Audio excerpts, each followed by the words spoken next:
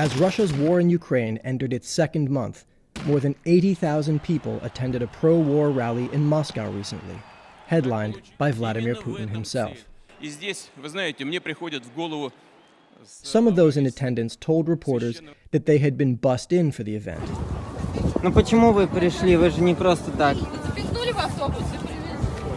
But analysts at the Levada Center in Moscow, Russia's last independent pollster, say that 2/3 of the population do support Vladimir Putin's invasion of Ukraine.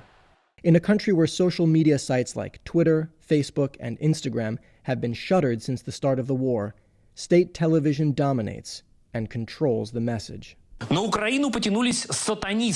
Still, some outside of Russia are trying to challenge the official Kremlin line. Anton Krasun is a Ukrainian-born tech entrepreneur who has lived in Ireland for the past 12 years.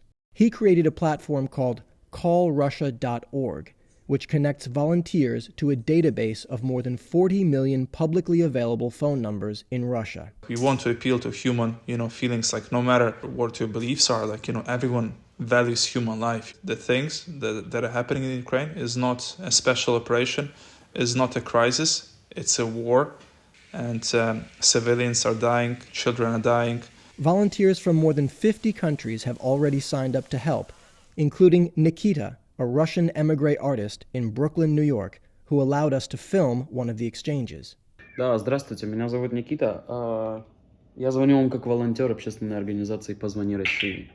Это не за один момент произошло. Это спустя уже 10-15 лет давления.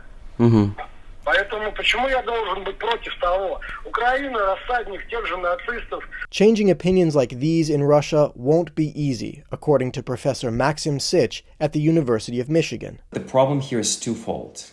One is access to information, and the second is unseating those deeply entrenched beliefs built on blatant falsehoods that are now intertwined in this organic worldview for those Russians who support the war. Sich, who grew up in Russia and Ukraine, said those falsehoods include the idea that this is a special operation to liberate Russians in Ukraine from a Nazi government that is waging a genocide against Russian-speaking people. For you to say no to war at this point, all these assumptions need to be challenged. But that hasn't stopped Anton Krasun and his team of volunteers from trying, even if the odds are stacked against them. We have a big duty to try, to stop this war from Russia. If there be no support from regular people, I think this war will be over. For GZERO World, I'm Alex Clement.